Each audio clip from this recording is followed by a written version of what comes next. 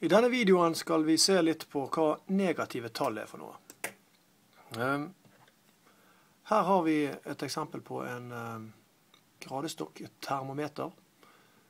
Og her vil du se at på dette eksempelet her så er det 0 grader. 0 grader er den temperaturen som vann fryser på. Så det er ganske kaldt.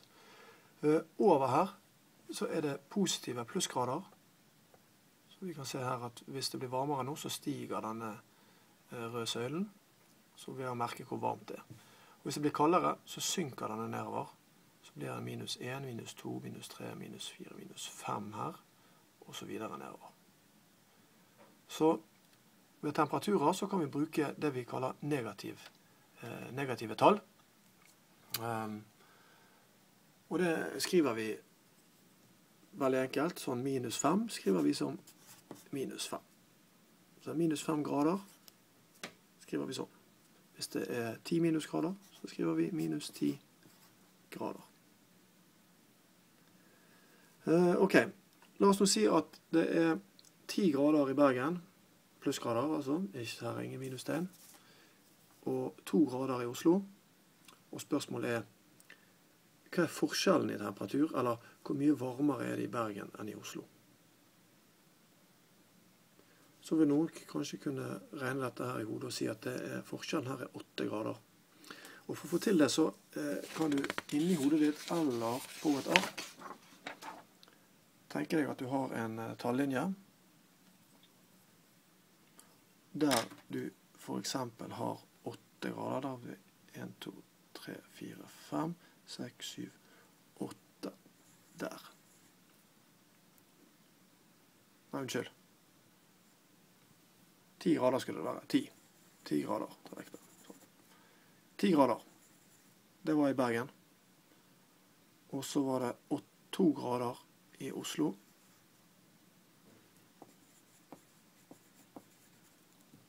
Sånn. Så skal vi finne ut hvor stor forskjell det er. Da kan du ta fra 2 der til 1, 2, 3, 4, 5, 6, 7, 8. Da må du plusse på 8 grader for å komme opp til 10. Så forskjellen mellom temperaturen i Bergen og Oslo er 8 grader. Så det er en måte å finne det ut på, bruke tallinjen. Du kan også bruke tallinjen andre veien, for eksempel hvis det var 4 grader i Bergen og minus 5 grader i Oslo. Så kan du telle oppover, eller du kan selvfølgelig telle nedover. Forskjellen vil være den samme. 1, 2, 3, 4, 5, 6, 7, 8, 9.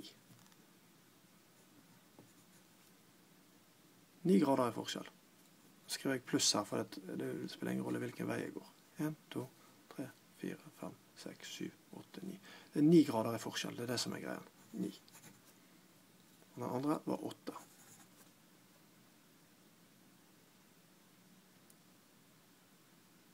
Så det spiller ingen rolle om det er negative eller positive tall. Du teller videre på tallinjen likevel. Så tallene fortsetter under 0 her. Akkurat på samme måte som du regner på her oppe, så fortsetter det nedover. Du kan også regne med penger. Hvis jeg har 700 kroner,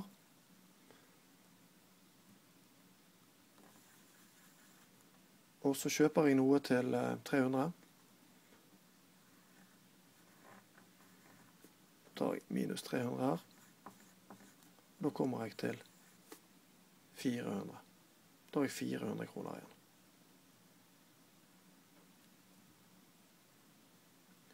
Hvis jeg har 700 her, og kjøper noe til 1000, 1, 2, 300, 400, 500, 600, 700, 800, 900, 1000. Så kommer jeg under 0. Du ser at her hver strek her er 100. Der er 0, der er 500, der er 1000.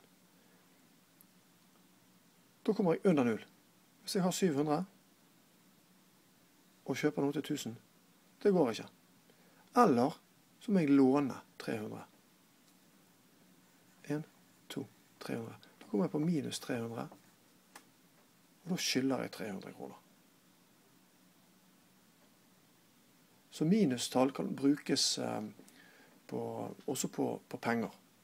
Penger, temperaturer og en del andre ting. La oss se på to regnestykker. 2 minus 5. Hva er forskjellen? 2 grader minus 5 grader. Da kan vi bruke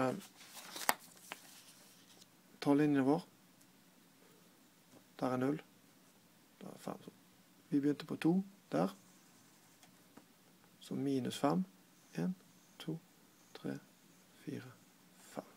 Da havner vi på minus 3 her. Minus 1, 2, 3. Så svaret der er minus 3.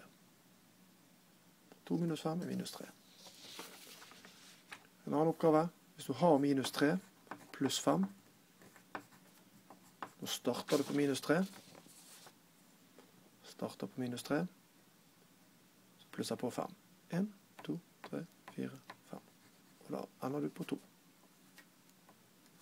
Så det blir 2.